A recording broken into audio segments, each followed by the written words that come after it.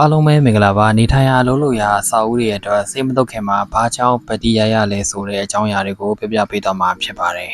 ။ဆေးတုပ်တဲ့နေရာမှာအသုံးပြုတဲ့ပတိဆိုတာကဘီလက်မြေအဖြူဝိုက်စီမန့်ကိုအခြေခံထားတဲ့ပေါင်တာအမှုတ်အမျိုးအစားတစ်မျိုးဖြစ်ပါတယ်။နေရန်ပတိကိုအင်္ဂလိပ်မျက်နှာပြင်မှာအသုံးပြုရတဲ့ရည်ရွယ်ချက်ကဆေးသားအယောင်အသေးပေါ်လွင်လှပမှုအတွက်ဆေးအကုန်အကျသက်သာစေဖို့အတွက်ရည်ရွယ်ထားတာဖြစ်ပါတယ်။နောက်ပြီးတော့ပတိနဲ့ဘီလက်မြေနှစ်မျိုးဆက်ရိုက်ပြီးခြင်းဖြင့်နေရန်ရဲ့တတန်ကိုပုံမကြာရှည်စွာခိုင်ခန့်စေပါတယ်။ပတိကအပေါင်းအမုံအနေနဲ့ရောအသိဖြော်ဆက်ပြီးသားအနေနဲ့ရောလာပါတယ်။အမုံဆိုရင်တော့ရေနဲ့ဖြော်ဆက်ပေးရပါမယ်။ရေရောဆက်တဲ့နေရာမှာဆက်နဲ့ကောလက်နဲ့ပါရောဆက်လို့ရပါတယ်။အဓိကတော့နှောက်အောင်မွေပေးဖို့လိုအပ်ပါတယ်။ပတိနဲ့ရေရောဆက်မှုကိုတော့ကြိုက်တဲ့အပြော့အမာပေါ်မူတည်ပြီးတော့ချိန်ဆရောဆက်လို့ရပါတယ်။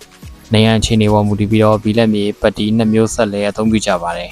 ။ပတိမြက်ခင်အရင်ဆုံးနေရန်ကိုတေချောင်းစစ်ဆေးပြီးတော့တန်ရှင်းရေးပိုင်းဆောင်ရွက်ပေးရပါမယ်။အစိုးရရှိမရှိအချိုင်းခွန်းနဲ့မဆလာချောသားဖြစ်တင်ဖို့လိုမလို့ကိုပါအင်ရှင်နဲ့ပြသပြီးတိုင်ပင်ပြီးတော့ပြင်ဆင်တင်တာပြင်ဆင်ရပါမယ်။အလုံးပြီးစီးသွားရင်တော့နေရန်ကိုစီလာတစ်ထက်အရင်ချုပ်ပြီးတော့ပတိစရိုက်ပေးရပါမယ်။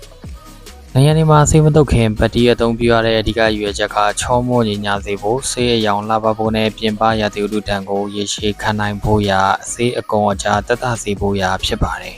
။နေရန်ကိုပတိရရင်စိုးကျိုးရှိမှလားဆိုရင်တော့လိုအပ်ထက်ပိုပြီးမရရင်တော့စိုးကျိုးလုံးဝမရှိပါဘူး။ဥပမာပြောရမယ်ဆိုရင်နေရန်မျက်နှာပြင်ကလိုင်းခွက်တွေဂျိုင်းခွက်တွေတအားကြီးနေရဆိုရင်ပတိနဲ့ညီညာအောင်မဖြစ်သေးသင့်ပါဘူး။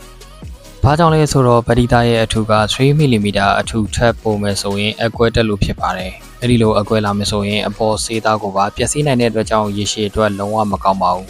။အကောင်းဆုံးနည်းလမ်းကတော့လိုင်းတွေဂျိုင်းခွက်တွေကြီးကြီးမားမားနေရာမှာရှိနေမယ်ဆိုရင်ပေရန်လုပ်ငန်းစဉ်ဖြစ်တဲ့ပလတ်စတာကိုအရင်ချောပြုပြင်ပြီးမှသာပတိကိုသုံးဆွဲတင်ပါတယ်။လူချင်းမျိုးနေထိုင်ရာလုပ်လို့ရအစောအုပ်တွေအတွက်စေတုပ်လုပ်ငန်းကိုမတီးရပလက်လေးပါဆောင်ရွက်ချင်တာပဲဖြစ်ဖြစ်လေးပါတီးတန်အနံ့ချင်တာပဲဖြစ်ဖြစ်094026848899ကိုဆက်သွယ်ဆောင်ဆိုင်မေးမြန်းနိုင်ပါတယ်အားလုံးကျေးဇူးများတင်ပါတယ်